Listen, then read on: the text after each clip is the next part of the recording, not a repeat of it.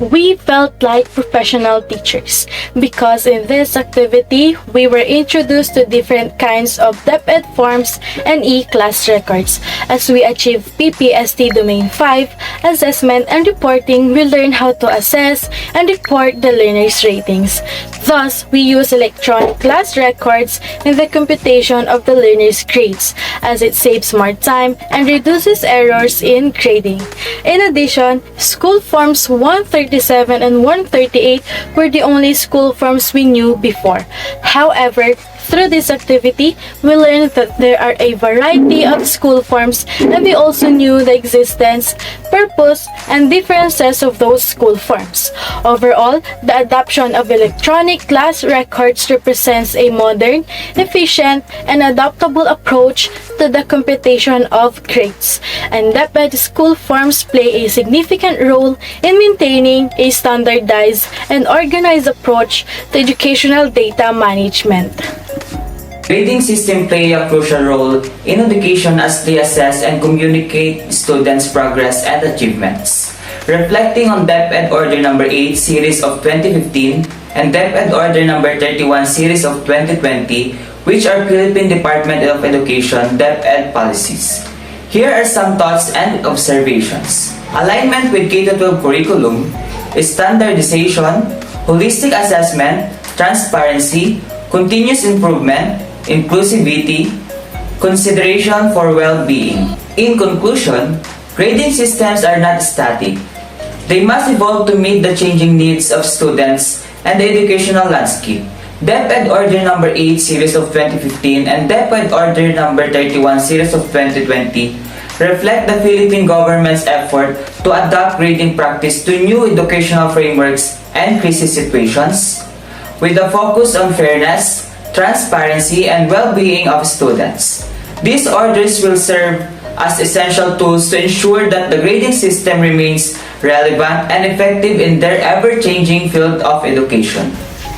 Employing a systematic approach in computing the grades of students is important. This is to provide an organized way of computing the grades and to maintain its conciseness and fairness. A teacher must know every procedure on how to compute grades to be able to increase its efficacy and avoid conflicts on different things such as confusions from students and from the teachers themselves.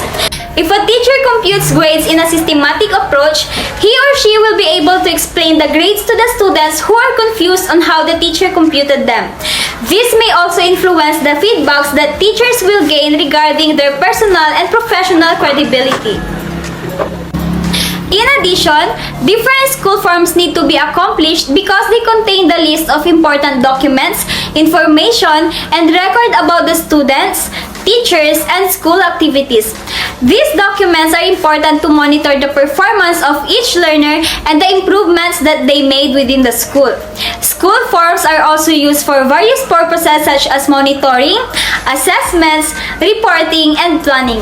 According to LEGO in 2018, they also serve as documentation of the school's performance and adherence to the DepEd policies and requirements. We all know that computing grades is difficult since there are many factors to take into account, like inputting the wrong data or information that can affect our learners. All school forms serves a variety of purposes. Therefore, completing them is crucial to making the information they record on students and schools more orderly.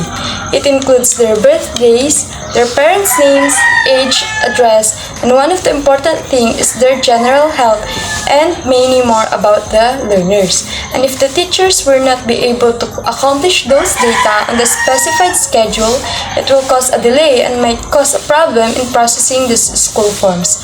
But good thing there is e-class record because this type of recording is more convenient for the teachers and will lessen their time in computing manually, which make it quicker for them to finish the computation of grades.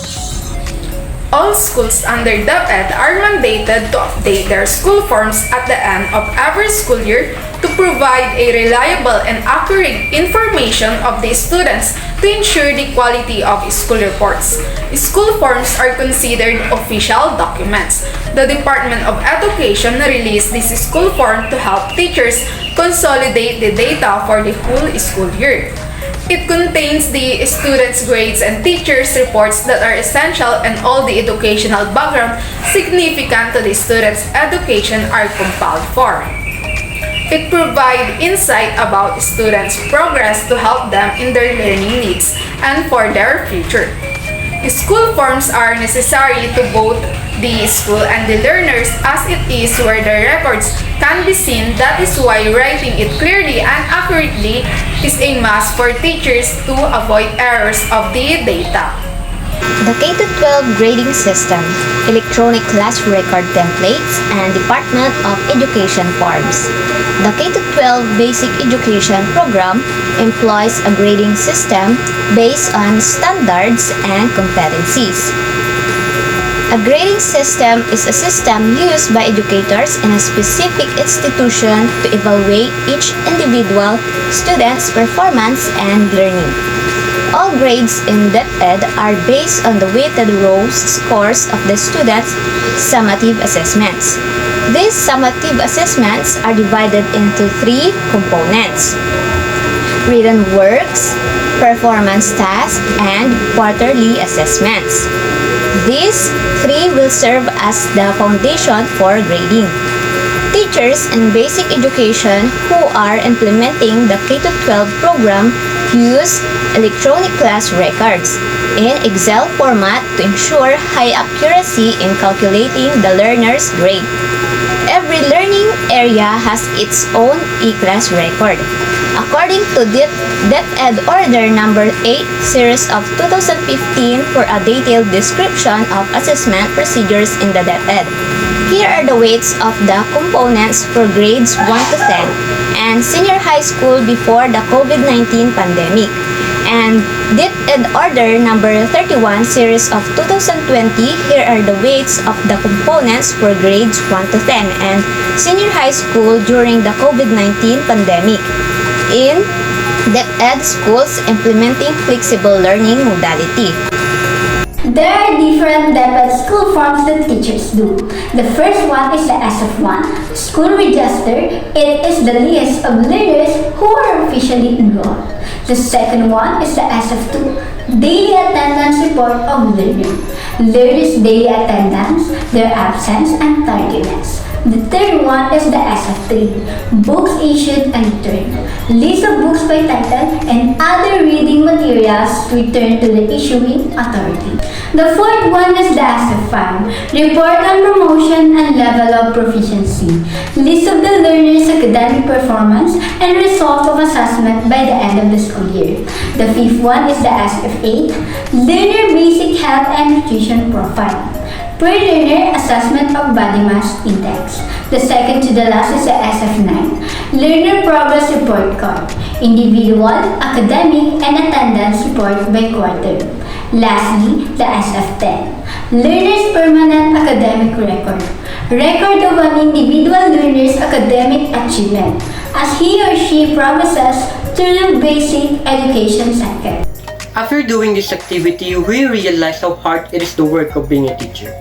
By doing a school form at the beginning of the school year up to the end of the school year, not mentioning the lesson plans, discussions, and preparing quizzes for the students. This made us realize that being a teacher was not easy, and there is a lot of work that needs to be accomplished.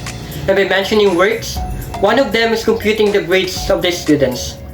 The grade of our students is very important for their career. That is why computing it accurately is necessary, and e-class record is the best option to do it. Since the grades and reports card of the student is the feedback of their academic performance, it is also feedback for the teacher whether the teaching method that being used is effective or not. Being a teacher is not a job for everyone.